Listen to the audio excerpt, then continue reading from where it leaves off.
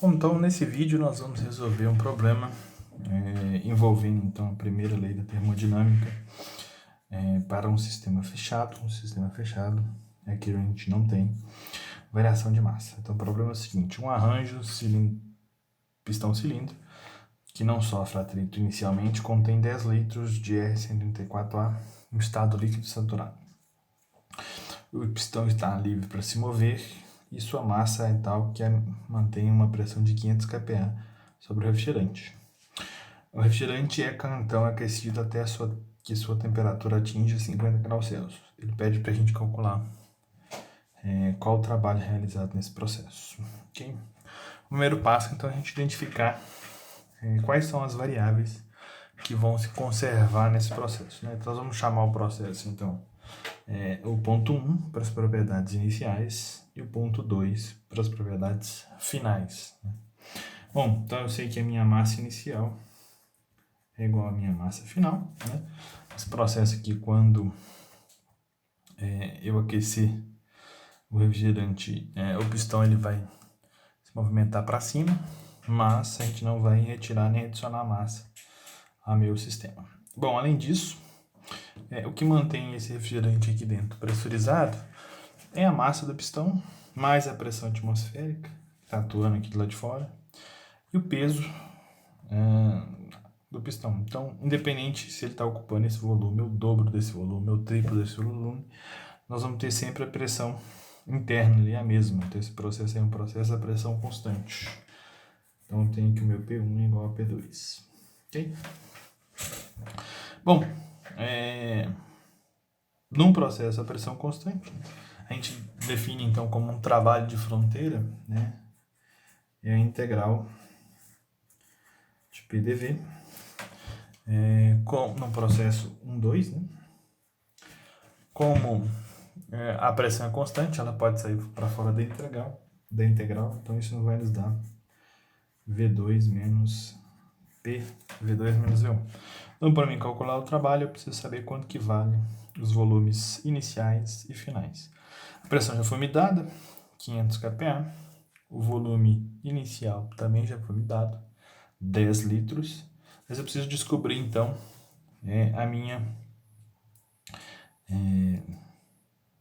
meu volume final. Primeiramente, então, para a gente calcular o nosso volume final, eu vou usar a relação de volume específico. O volume específico é a relação entre o volume e a massa de um determinado fluido. Okay? Se eu tiver, então, volume específico inicial, eu posso obter quanto que é a massa no meu processo. Então, daqui a gente tira aqui. A massa vai ser igual o volume dividido pelo volume específico inicial. Okay? Bom, uma vez que o problema nos deu duas propriedades termodinâmicas independentes, nesse caso, então, pressão de 500 kPa e título, uma vez que ele falou que é líquido saturado. Líquido saturado, para a gente, é a mesma coisa que dizer que a gente tem um título igual a... Então, eu vou na tabela do R134A, saturado, né? Então, aqui as propriedades do R134A saturado. Bom, ele falou que a gente tem uma pressão de 500 kPa. 500 kPa, a gente vai ter, então, nós não vamos ter na tabela exatamente 500, nós vamos ter 489,5 e 572,8. Isso implica, então, que a gente vai ter que interpolar para descobrir quanto que vale o volume do líquido a 500. Para a gente fazer a nossa interpolação, então, o primeiro passo é a gente colocar a nossa calculadora no modo de interpolação, o modo de regressão linear. Então, o modo 3, que é regressão, e agora o 1 aqui, que é linear. Eu preciso entrar, então, com os pares ordenados, x, y, para ele fazer para mim uma regressão, passar uma reta entre os pontos que eu vou informar para ele. Como eu tenho pressão e eu quero volume, eu vou colocar, então, um x é meu valor de pressão. Então, o primeiro passo é utilizar essa linha aqui. A nossa pressão, então, é 489,5. com volume de 0,000805. Então, dou mais memória, separo os dados aí utilizando essa vírgula.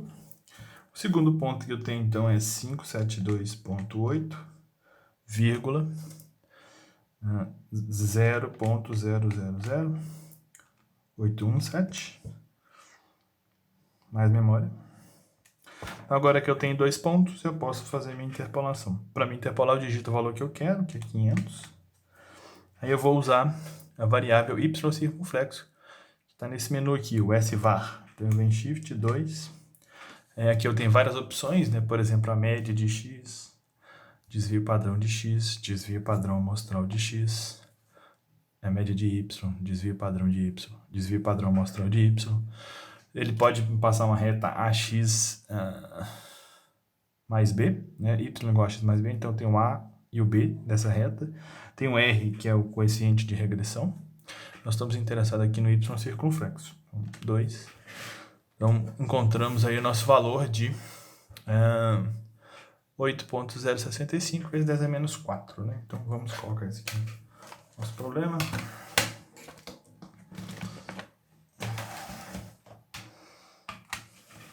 Bom,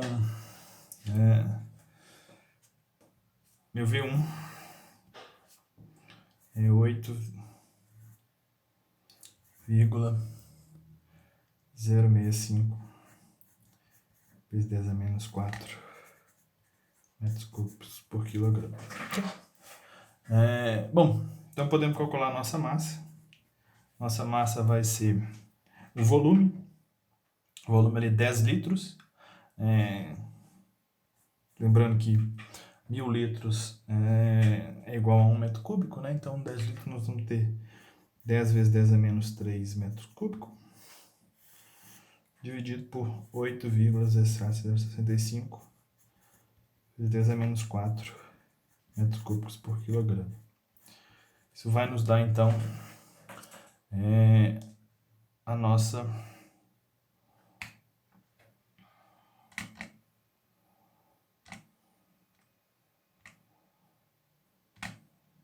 massa.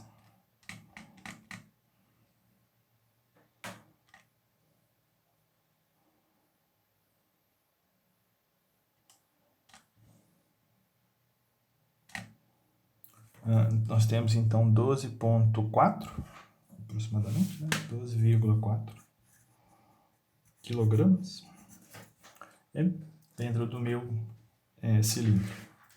Bom, o cilindro então ele é aquecido até atingir a temperatura de 50 graus Celsius. Bom, se a gente desenhar então um diagrama no ponto 2, a gente ainda não sabe qual estado que a gente está. Então, o ideal é a gente desenhar um diagrama, pressão, volume. Aqui eu tenho pressão, aqui eu tenho volume específico. Esse diagrama, mais ou menos essa característica aqui. Uma linha de temperatura constante, né? Eu vou desenhar ela de vermelho aqui. Ela vai ser uma linha vertical na região de líquido comprimido, né? É essa região aqui que fica à esquerda do domo de saturação. Na região de saturação, ela é uma linha horizontal, coincidindo com a linha de pressão. E depois ela tem essa queda aqui. Então, 50 graus, essa curva vermelha aqui vai nos representar uma curva de 50 graus Celsius. Nós vamos olhar na tabela quanta que corresponde à pressão. Então, se a gente voltar aqui na tabela do R 134A saturado, temos aqui então, no final da tabela aqui, bem no início do vídeo, a pressão de 1318,1.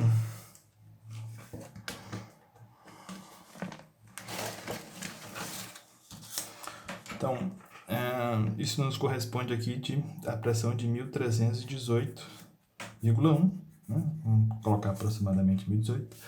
Se eu desenhar uma linha então de 500 kPa, ela tem que ser uma linha horizontal abaixo daquela de 500, né? Então, essa linha de 500 kPa, ela vai coincidir com essa linha de 50 graus Celsius na região de vapor superaquecido. Então, nosso ponto 2 ele vai estar no estado de vapor superaquecido. Ok? Para isso, então, vamos olhar a tabela do vapor superaquecido.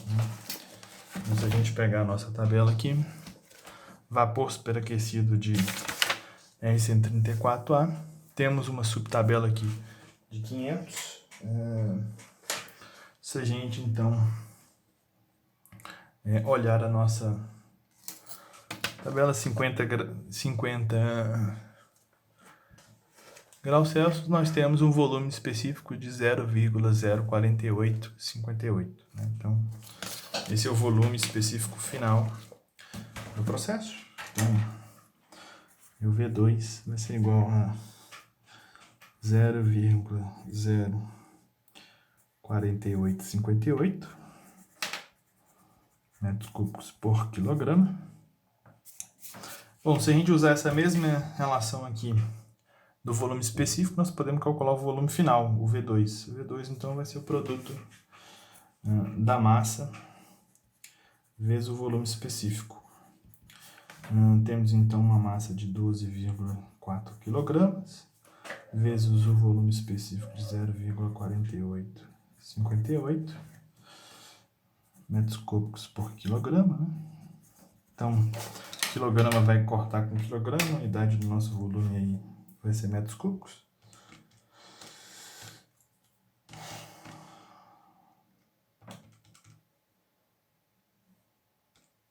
Isso nos dá, então, um volume de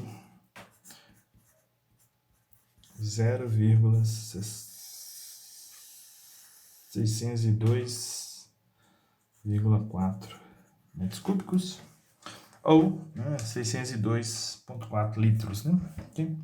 Uma vez agora que a gente já tem as pressões e os volumes, a pressão e os volumes, nós podemos calcular o trabalho. O trabalho, então, vai ser pela pressão vezes o V2 menos o V1. Nosso trabalho, então, é 500 kPa vezes o V2, que é 0,602,4, menos meu volume inicial, que é 10 vezes 10 a menos 3 metros cúbicos. Então, nosso trabalho vai dar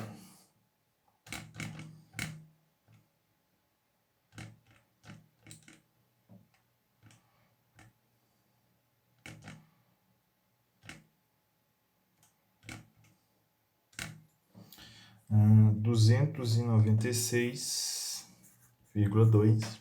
E se a gente analisar a nossa unidade, né, quilopascal é a mesma coisa de quilonewtons por metro quadrado, né, e aqui a gente está multiplicando isso por metro cúbico, né? Então, o meu metro quadrado vai cortar aqui com metro cúbico, né? Nós vamos ficar, então, apenas com metro. Newton vezes metro nos dá joule. Então, a nossa unidade aqui é 292,6 kJ. Essa aqui é a resposta solicitada pelo problema.